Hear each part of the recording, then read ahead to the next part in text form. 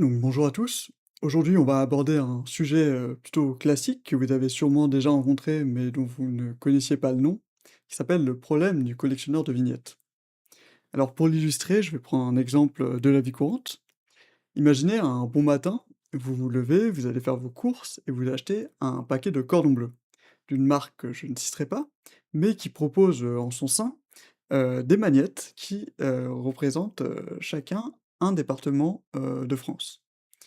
Vous êtes très content, vous l'ouvrez et vous vous retrouvez avec un magnète que vous avez déjà.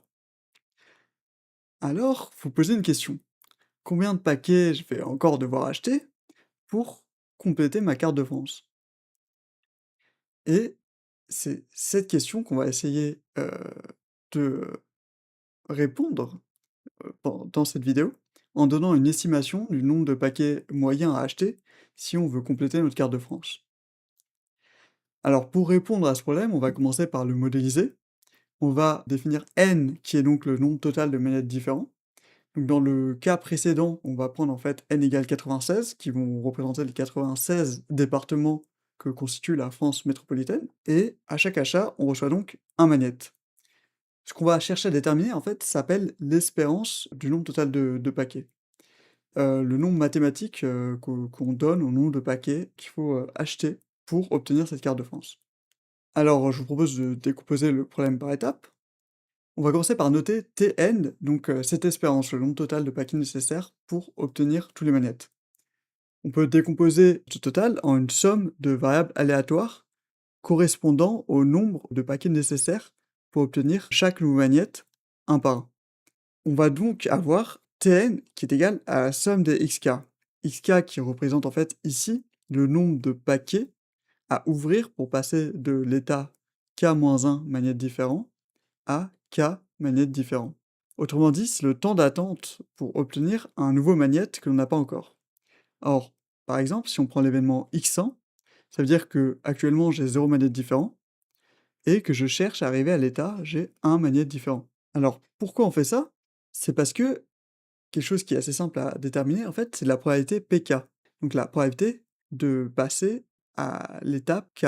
Pour ça, on va agir par dénombrement, en supposant que, la probabilité d'avoir, chacun des magnétes est uniforme, c'est-à-dire qu'on a la même quantité de chances d'avoir un magnète plutôt qu'un autre, et on va regarder le nombre de cas favorables sur le nombre de cas totaux existants. Le nombre de cas totaux existants quand on ouvre un paquet, c'est donc n, le nombre de magnétes différents qui existent, et le nombre de cas favorables, c'est, le nombre de cas qui vont nous permettre de passer à l'étape suivante, c'est-à-dire à l'étape j'ai un magnète différent en plus. Et donc, pour, dénombrer cela, en fait, ça revient à compter le nombre de magnettes qu'on possède pas encore. Et ça, du coup, c'est assez simple, c'est le nombre de magnettes totaux moins le nombre de magnettes que l'on détient déjà. Étant donné qu'à l'étape K, on a K-1 magnettes différents, le nombre de magnettes non possédées, c'est N moins K-1. Et donc on a cette probabilité PK qui revient, en fait, à N moins K-1 sur N, qui est donc la probabilité pour passer de l'étape XK à l'étape XK+1. Donc maintenant cette probabilité PK, déterminée, on va pouvoir l'utiliser grâce à notre variable aléatoire XK. Alors pour rappel, la variable XK, ça correspond au nombre de paquets qu'il faut ouvrir pour obtenir un nouveau magnète, c'est-à-dire un magnète que l'on ne possède pas encore parmi les N différents qui existent. Et donc à chaque ouverture, la probabilité d'obtenir un nouveau magnète est constante et elle est égale à cette fameuse probabilité PK que l'on a déterminée précédemment. Donc le nombre de tentatives nécessaires jusqu'à obtenir ce succès, qui est de passer au XK+1, à l'étape suivante, suit en fait une loi géométrique de paramètres PK. Parce qu'en fait, on va répéter des essais indépendants et identiques, qui sont en fait des ouvertures de paquets, jusqu'à obtenir le succès. Succès qui a une probabilité PK. Donc c'est une loi qui est assez classique en mathématiques, qui est donc la loi géométrique qui essaie de paramètre PK, et on sait que l'espérance de cette loi, c'est 1 sur PK. Donc en moyenne, si on veut, passer de l'étape, XK à XK+1, il nous faudra 1 sur PK, nombre de paquets, pour passer à l'étape suivante. Alors, très simplement, par exemple, si PK vaut 0,5, et bah alors, l'espérance de XK, ça serait 1 sur 0,5 et donc 2. Donc si on a une probabilité de 0,5 de passer à l'étape suivante, il faudra en moyenne 2 paquets pour passer cette étape. Alors comme ça peut paraître, un peu abstrait, on peut avoir du mal à voir où on va aller. En fait, on va revenir à la définition de notre Tn qu'on avait définie précédemment, qui était la somme des xk. On va donc chercher son espérance. Donc, l'espérance, de Tn, qui est le nombre de paquets, à ouvrir pour avoir n manettes différents, par linéarité, on peut l'exprimer comme, la somme des expériences des xk. Donc la somme des 1 sur pk qu'on a vu précédemment. Ce qui nous donne, au final, que l'espérance de Tn, c'est n fois la somme des 1 sur k.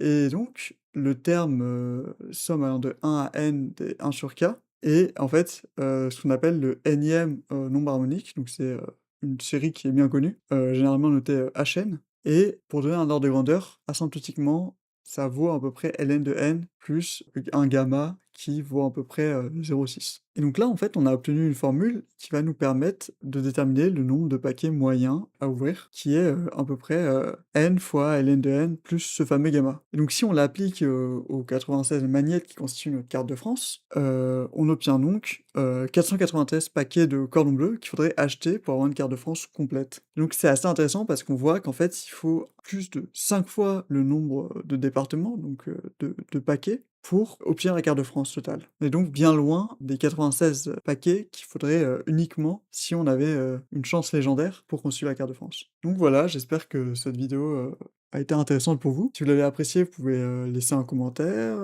liker la vidéo et voire même vous abonner. Merci à vous et à la prochaine.